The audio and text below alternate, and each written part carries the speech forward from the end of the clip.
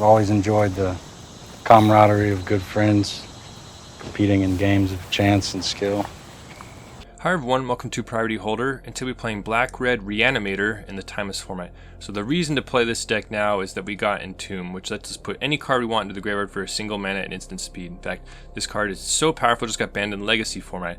And so to go with that, we have 4 copies of Reanimate and 4 copies of Death, so 8 Reanimates, and our reanimation package includes Sire of Insanity, which can strip both players' hands early on in the game, Toxrill against wide boards, Atraxa as like sort of a generic value card, Iona for like the lockouts, and then Magus of the Moon for like land strategies like Dark Depths and Strip Mines and stuff like that. So hoping to, and we can also scan them out with Grief and like Reanimate and stuff like that. So let's jump to some graves. Alright, so this is a pretty strong hand. It has a turn 2 Iona setup, you know, barring interaction with the sea. And so I had to spend plenty of time thinking about your keeps in this sort of explosive deck. Now, all of a sudden, drawing that Chrome Mox has turned this into a turn 1 Iona. However, the problem is the opponent just has a fetch land in play. Like, so Iona's strength is like knowing exactly what color to name to like nerf your opponent's deck. So it had to be sort of a soul read right here. And so if I were to like just turn 1 Iona here, I would probably guess green. But imagine this is a red-white energy player, you know, and they just untap Static Prison Iona. Like, that's just devastating, you know. So that's why I'm hesitating right here, because I'm like, dang, like, I really want to get that Iona in play, but like I actually want it to do something also. So I decide just to pass. As much as it sucks, it's better just get a little more information. Alright, so it is a red-green surveil, and they surveil away another land.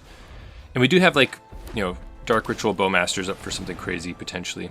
Alright, so Aftermath Analyst is going to mill some stuff. And now we have plenty more information. So we see both a Lightning Bolt and a Prime Time hit the graveyard. So that gives us a lot more ideas about what we're going up against. And if you notice, the lands the opponent has, you know, milled or played thus far are all mountains. And so this is a Valakut deck, which we just picked up with the Avatar set.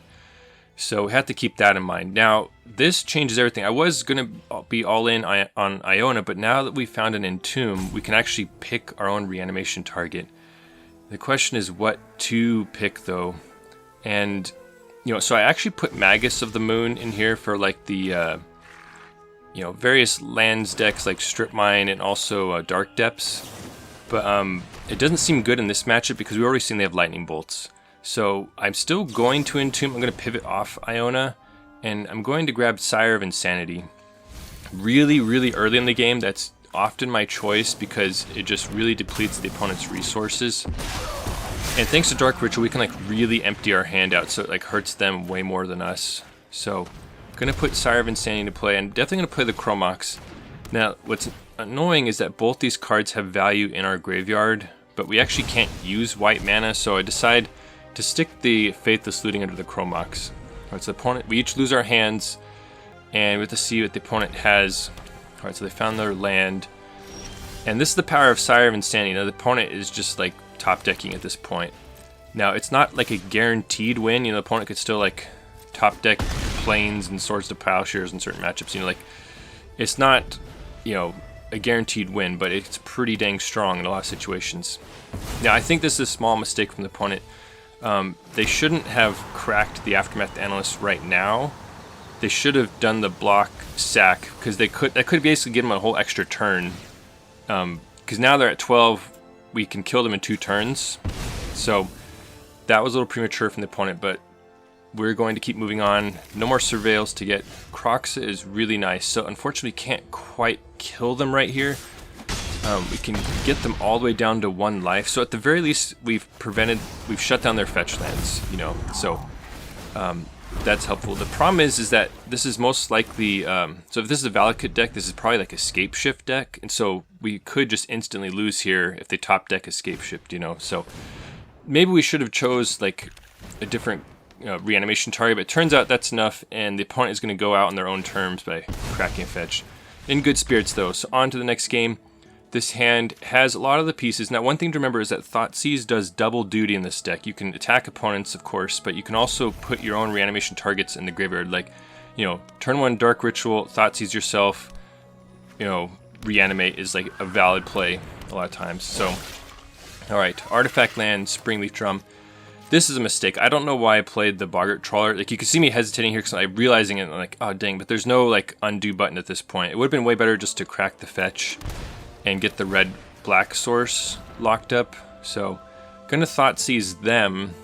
Alright, we see a pair of Simulacrum Synthesizers and a Pinnacle Emissary. Gonna take the Emissary because they're still a little ways away from the Synthesizers, and Emissary could actually get really annoying real quick. And the question is what to do next. So, gonna put out the Chrome Mox. They have like, you know, counter spells and stuff sometimes in these artifact decks. And I've actually played a number of artifact decks, man. I'll go ahead and link one of them right here. So we have to see if the opponent found anything. Alright, tap land, Mox Amber, okay. And they're gonna pass to us. So now we can fire off Entomb. And we have 8 Reanimates in this deck, so it's just a matter of time till we find something. So we might as well set up the target here. And we know the opponent isn't running Reanimates. I decide with double blue cards in hand, this seems like an Iona situation. And we rip a Faithless Looting, which could help us find one of our Reanimates. So I'm gonna lock up the red source and cast Faithless Looting. Thankfully we can cast either version of Reanimate that we found. Alright, so we did find it. So honestly, Toxrill is not the worst thing to play against them also. They have a lot of X1s, like it's just gonna be absolutely devastating for them. But I'm gonna go ahead and reanimate Iona to try and lock them out. Now this is the risk though. We're taking like a huge chunk of life, and so if they have a couple like Galvanic Blasts, we just die, you know. So it is a gamble, but we've locked them out of many of their spells, like including Pinnacle Emissary and Synthesizer, you know. So just hoping that, you know, Iona plus Bowmasters is going to do the trick, and yeah, it turns out that's enough for the opponent. So this hand is horrible. There's no red sources, and it's just missing too many pieces, so we're going to mulligan it. This one is really nice. It's close to greatness. It's unfortunate we have the soul tap land in the deck in our hand. You know, you want the surveil land to fetch out, but you know that means sometimes drawing it in your opener. So I actually spent a long time trying to figure out what to put back, like because we could potentially go off on turn 1 here. So going to put that back. Oh, sorry, not go off on turn 1, but like get a lot of the way there. So I'm going to Chrome Mox away Kroxa to lock up the red and black sources and fire off a Faithless Looting right here.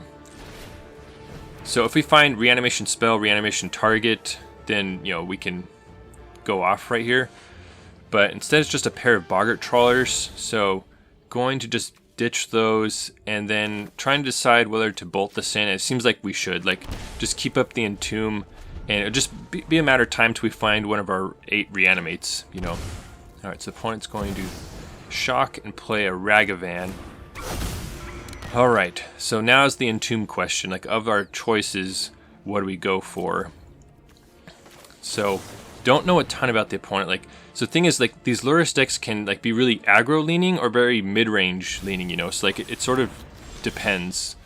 So I decided to put Toxrill into play, in the graveyard, because it's just absolutely wrecks Ragavan. And I figured it'd be good against like Bowmasters and stuff like that too. So that's sort of like what I'm predicting from the opponent. I'm going to Faithless Looting here and find 2 more reanimation targets. And as we ditch those, if you enjoy seeing a giant fatties reanimating from the graveyard, please word of binding the like button. Now there was an argument to keeping the land in hand, dark ritualing, Faithless Looting, so we have a couple mana left for Reanimate, you know. So we fall to 13, which this is the risk with this deck, is like we need a chunk of life to reanimate stuff. You can reanimate stuff without losing life if you use Persist, but then you can't use legendary targets. So the opponent's going to use our own grief against us, pitching their Lurrus, which, you know, is really annoying because we didn't really care about the Dark Ritual itself, but if we had it in hand still, we could have reanimated something. Alright, so the opponent's going to crash in with Ragavan. We're down to 11. They stole a Faithless Looting, and it's a Bolt Wave. So it turns out I made the wrong call with the Toxrill. It would have been way better to get Iona, you know. But once again, I couldn't tell if it was like a sort of mid-range Lurrus deck, or in this case a burn deck. So, alright, on to the next one. This hand looks reasonable, not amazing. Well, actually, no, because we got... So this is tricky. So the opponent mulliganed heavily. It's pretty clear they're on a combo deck. We see the MDFC. We have like turn 1 Entomb, turn 2 Reanimate, but well, actually, we can do that on turn, both on turn 2 anyway. I'm just going to Thoughtseize them and try and like really mess up their development. All right, so they have both a Necro and a Charbelcher. And so what I'm going to do is just take their mana source. I was thinking about like maybe taking Charbelcher. I'm just going to take their mana source and hopefully strand those cards in hand. Now, it does backfire if they rip it like a Dark Ritual and then play Necro. Then, you know, it gets ugly real quick. But, you know, the upside is they pass the turn, they can't play anything. So now this is quite painful. We have to bolt in Boggart Trawler and then do the whole Entomb Reanimate dance right now. What do you play against them right here? This seems like a Sire of Insanity moment right here. It's just going to like shred all their resources, and then we'll be able to sort of clock them at our leisure. So I'm going to reanimate Sire of Insanity, and that's just going to strip their whole hand and like really put them far away from like either dealing with Sire or setting off their own combo. And yeah, the opponent has seen enough at that point. That's the power of Sire of Insanity. Like it's insane, you know, how good it is. All right, this hand has some directions it can go on, what to see. All right, Chrome Mox from the opponent, and they tuck a Shield Zedic and play Doubt the Voidwalker. So we had turn 1 Entomb, turn 2 Death, but Doubt the Voidwalker polices the graveyard. So maybe this deck needs some lightning bolts or something. Like, I'm actually not 100% sold on the Orcish Bowmasters in here. You know, like they're a little more like they're more geared toward like a slower game plan. So I'm gonna Thoughtseize the opponent, and I'm like just hoping they crack the Voidwalker to Thoughtseize us back. I'm going to put Shieldred in the graveyard. Maybe I should have taken Bowmasters because we have so many Faithless Lootings. Yeah, I should have taken Bowmasters, but the thought in my mind was like, oh, I'll reanimate Shieldred, then gain some life back and fight back that way. However, as you see me attempt right here, the thing is, Death can only target stuff in our own graveyard. You know, so that's what I was counting on. So that's a mistake by me, because I could have at least started firing off Faithless Lootings and like, you know, tried to make something happen. But the thing is, Voidwalker's just gobbling up our whole graveyard. So I'm going to grab the Swamp here, and you could see me put Death, like attempt to put it on the stack, and then realize, oh snap, we can't hit their things. So going to just pass right here, and the opponent is going to just keep up their Bowmasters.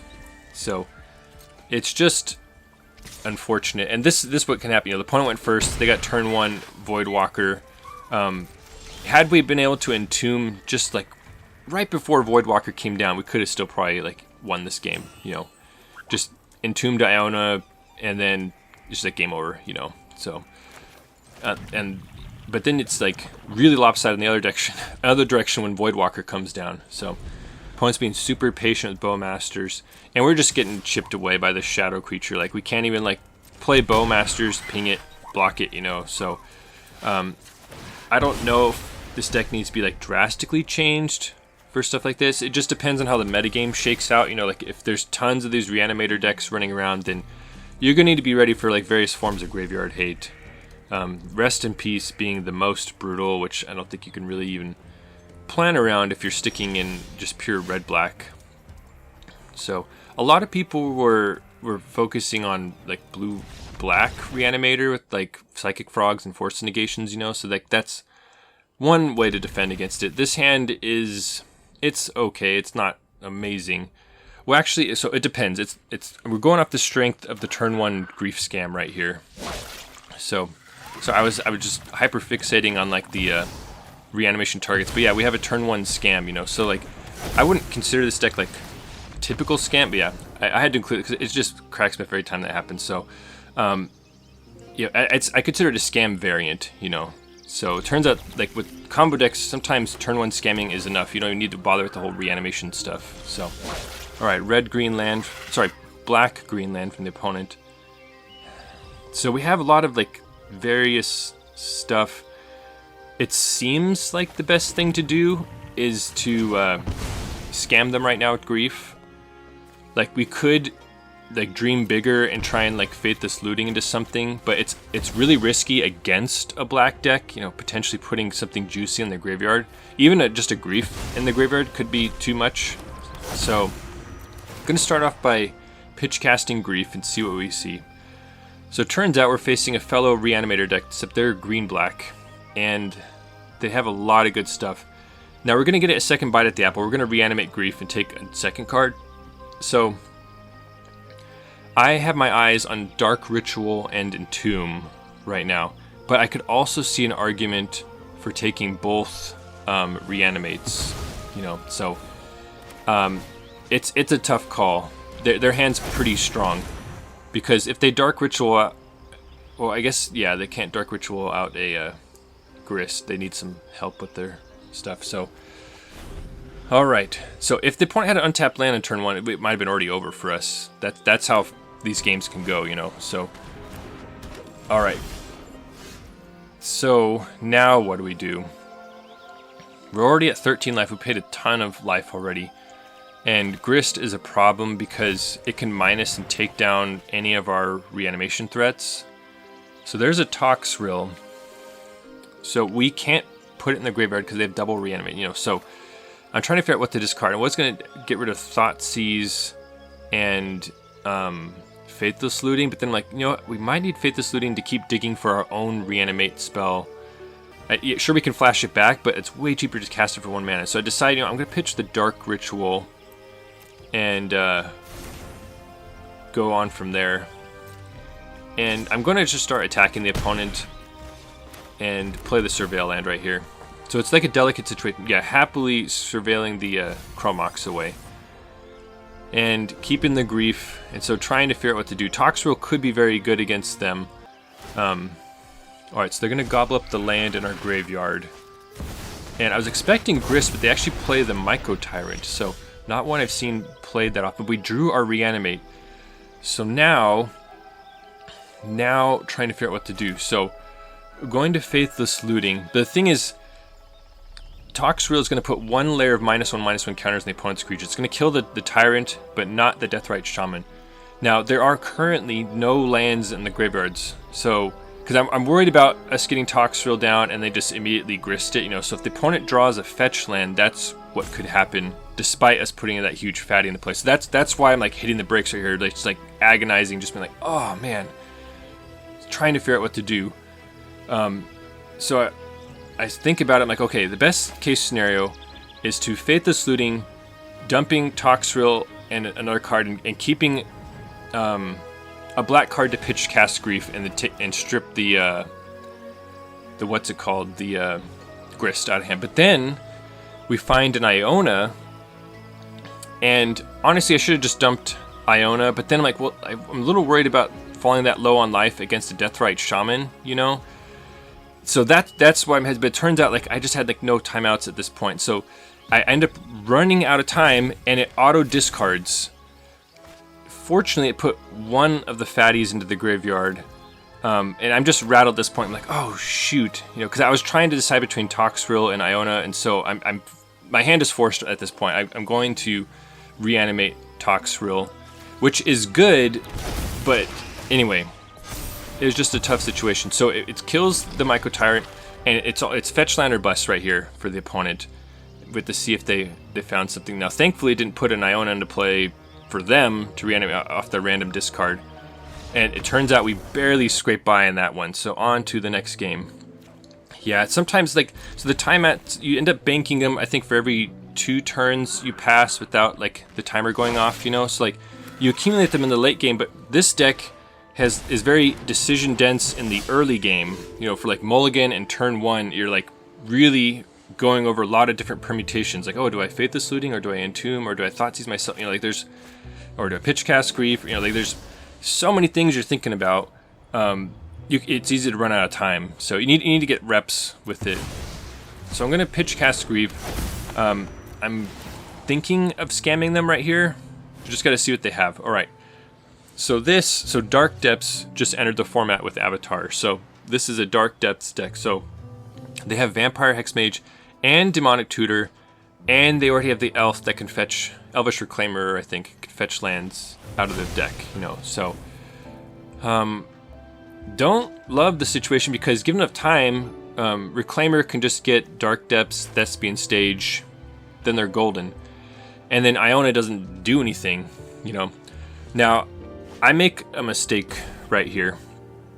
What I should do is go Swamp, Thoughtseize, the creature that pulls counters off Dark Depths, you know. What I instead do, because I just so like conditioned towards scamming people, like I'm going to reanimate the Grief. But the thing is, they have a known fetch land and a Fatal Push. And so it's just giving up the Grief for no reason. So you could see me rip the Reanimate, but I just didn't think about the fact that Fatal Push is live, you know. So that was a mistake. I should have just Thoughtseized away the Hex Mage, you know, because I just basically giving up the Grief for no reason, you know. Not only that, but it would have kept the Reanimate as an option for like Iona, for example, or something else. So that's pretty costly because the opponent is just going to get rid of the Grief right here, and then all of a sudden we're not doing anything at the moment. So they're gonna crash with the Reclaimer, and now what? So at this point, you know, they have one mystery card. I'm just gonna hold up Orcish Bowmasters. Trying to decide here between fetch land and swamp. Like I feel like I'm almost guaranteed to play Bowmasters, so I'm gonna hold on to the fetch land to surveil next turn is my line of thought. All right, now that's like different art, but that's actually a Thespian Stage that they just played, and then they play a Sylvan Scrying, and they have an Elvish Reclaimer, so we're like in pretty big trouble right here. Now the thing about designing a reanimation, like a reanimator package, is you got to know like how to like fight the metagame, you know. And the metagame's in flux right now. Like we got Standstill, we got Dark Depths, we got Valakut, we got Force and Negation. Like there's a million different things. So how do you you know, with the tight reanimation package, how do you combat all that stuff, you know? So we have Magus of the Moon in here, but the thing is, like, what happens if they get a Dark Depths into play, or sorry, get a Merit Lage token into play, you know, then you're sort of screwed. Wary Zone Guard is a big problem. This is where, you know, Orcish Bowmasters might be better suited with Fatal Push. Like, it'd be so nice to Fatal Push this down right here. Unfortunately, it's going to rebuy a fetch land. So they have Stage Depths already locked and loaded. Now, it could be that we need to go put a Agent of Treachery in the deck to like steal opposing Merit Lages, you know. There's like a bunch of different options you can go for. Like you could do like Meringue River Regent, you know, that bounce the tokens. The problem with these Depths decks is they have like either Crucible or Ice Till, and so they can like just keep making Merit Lage tokens, you know. They can also do it with Shifting Woodland. There's a lot of redundancy in these decks.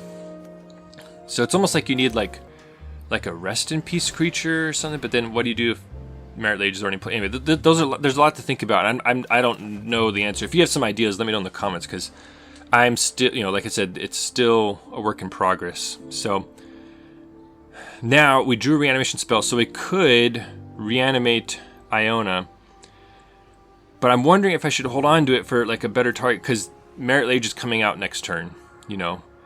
The one thing about putting Iona into play right now is that it's going to hold off the Wary Zone Guard from attacking, you know, but then like when we'll just die to a Merit Lage attack, you know. So one other reanimation target you think of is you can consider is Avacyn, you know, because she has an indestructible and gives all your stuff indestructible, so you can like wall off the Merit Lage. But then that's bad against the like numerous exile removal, you know, form in the format, you know, Swords to Plowshares, Solitude, and stuff like that. So I don't know. So going to attack him with the Bowmasters. Decide to hold off on Iona right now. Like, it just seems like we need to wait and see what's going on. So I'm going to crash with those, planning to chump the Zone Guard with the Orc army, because we need to keep a robust life total to reanimate any of our targets. So it's looking pretty grim right now. We're going to fight the good fight. So let's see what the opponent does. Now the opponent actually makes a mistake right here. They intended to activate Thespian Stage, copying Dark Depths, doing that whole song and dance, but they accidentally activated Dark Depths, you know. So the opponent's going to play Exploration, and let me know in the comments, like, what is your favorite reanimation target? There's a number of awesome ones to choose from. Now, Dark Depths, it's new in the format. I've seen multiple people make mistakes playing it, like choosing to keep the wrong one when you copy it with stage. You want, when you legend rule yourself, you want to keep the one with 0 counters on it to create the Merit Lage token. So there's a lot you got to be careful for. All right, so I'm gonna fire out the Faithless Looting. So we finally found the Entomb, and so I'm trying to think about what to discard here. Now, the thing is, Merit Lage is going to be coming next turn for sure. We got a 1-turn reprieve because the opponent actually made a little mistake. But we're still in like huge trouble. So I'm going to ditch Death and Iona, and going to. That was me tabbing away for a second to try and look at reanimation targets and thinking about it. And I think the best one to get at this point in time is Atraxa. So I'm going to chip in for 1 more point of damage, holding back a Bowmasters. Now we know they have Fatal Push, like maybe that was too risky, because once again we need a chunk of life. Now this is me considering reanimating, Iona or something like that, but it's just not it's trying to not lose rather than trying to win. I'm trying to win right here, so I'm going to just pass and try and pivot a little bit. So now thankfully Merit Lage can't attack us right now. They're gonna create it and be able to attack us next turn. So alright, so they copy the Dark Depths with Thespian Stage, and they choose the correct one. And so now they get the Merit Lage token, and of course they're gonna crash on Wary Zone Guard and rebuy a land. And we're going to entomb something. So, and if we found Entomb like just a little earlier, we could have gotten a Blood Moon out and maybe figured something out like from there. The problem is Wary Zone Guard is just sort of going off, like we can't chump it forever. We need something to do about that. So they're going to rebuy a copy of Dark Depths and play another Exploration. So it seems like they probably have like a strip mine backup plan.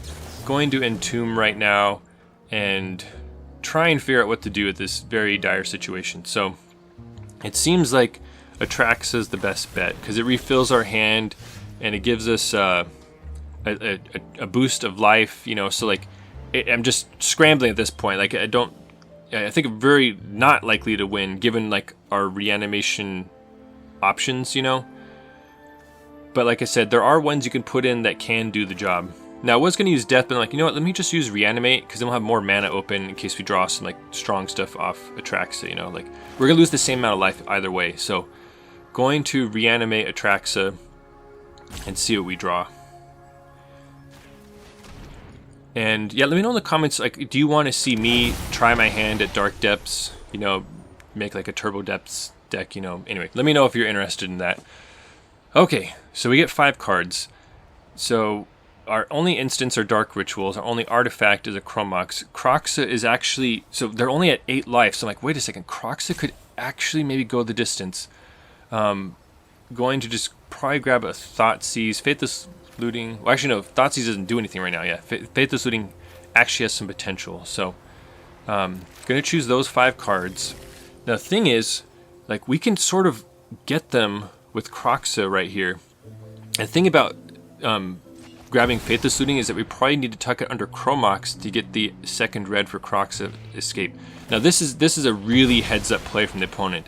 They're going to draw off the peatland in response to Kroxa. Like, it's going to trigger Bowmasters, but they're banking, they're gambling on hitting a non-land because Kroxa's Punisher only goes off if they discard lands, and they did happen to hit a non-land, so they saved themselves 2 points of life right there with that gambit. So that I had to give them props for that play. Now we have a blocker against Merit Lage, and I'm going to Chrome Mox, tucking Faithless Looting to unlock Kroxa escape. So now the opponent has to be careful because if we can crack in with enough attackers and escape Kroxa, then all of a sudden we're golden. And so I'm going to fire off. We only have like a little bit of life points, but I'm going to fire off Death on a copy of Orcish Bowmasters right here. We'll make sure we don't kill ourselves accidentally. So now we get an extra blocker in play. Honestly, maybe should have reanimated Kroxa right there to deal a little more damage. I think in hindsight, that's what I should have done, because then they would be at 4 life right here. Oh, but then we wouldn't have as many attackers. Yeah, that's tough. Yeah, they could attack them with both. We'd have to double. Yeah, I'm not certain. It's really close. So we had to block in this manner. Unfortunately, the Wary Zone Guard is still live.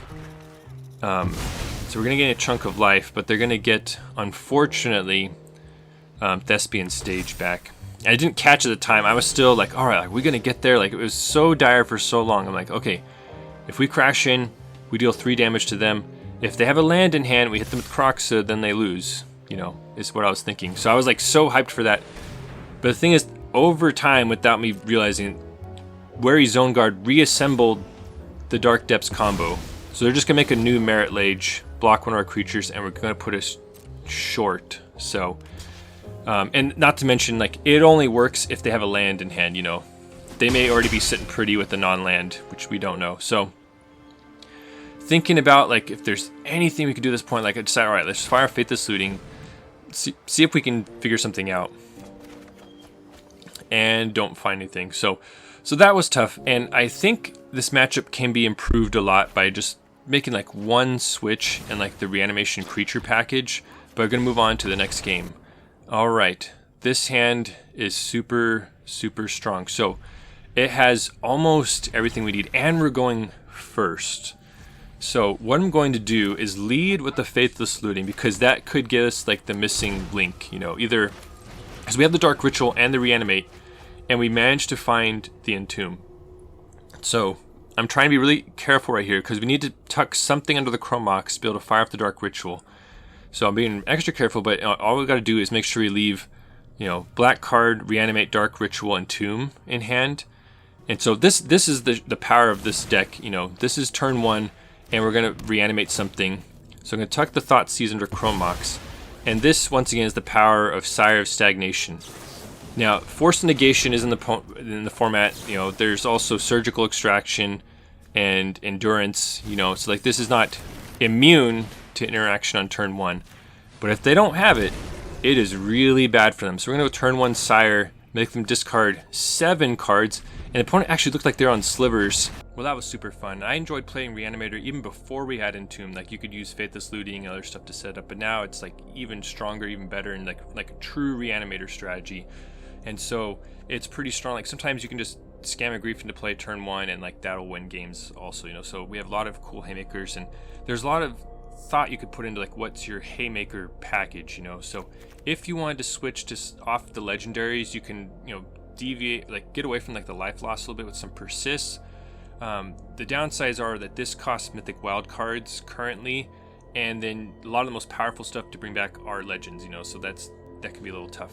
Fury could be like a nice one of, like sometimes you just want to entomb that, or you can pitch cast it sometimes. Elish Norn's one to consider in like the sweeper, you know, like the Toxrill spot. Shieldred like reads really cool, but like I'm mostly thinking about it against like Dark Depths, you know. And a lot of times they have like spare little creatures to sacrifice. Like it doesn't seem like it does enough fast enough. Knights of the Round is one that spews out a lot of creatures, but I don't think it like wins the game like hard enough, fast enough. A lot of times it's more like just not quite the right kind of card you want to play. Want to mention Phyrexian Tower. This is really good in scam decks, especially like you pitch cast Grief, then you sacrifice it to Tower, then all of a sudden you can like really go wild.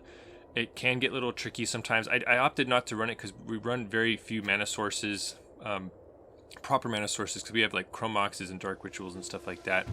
A lot of people's minds when Entomb was coming to the format drifted to blue-black with Psychic Frog, and then you can play like Force Negation and stuff like that. So that's another direction to build reanimation. I wanted to put it into red-black because we still have Faithless Looting to help set up reanimation, though if you're still in black, you can use Thoughtseizes on yourself to, you know, so there's other directions you can take it. I'm really wondering if this deck needs like a one of Shieldred the Apocalypse as like a miniature thing to reanimate.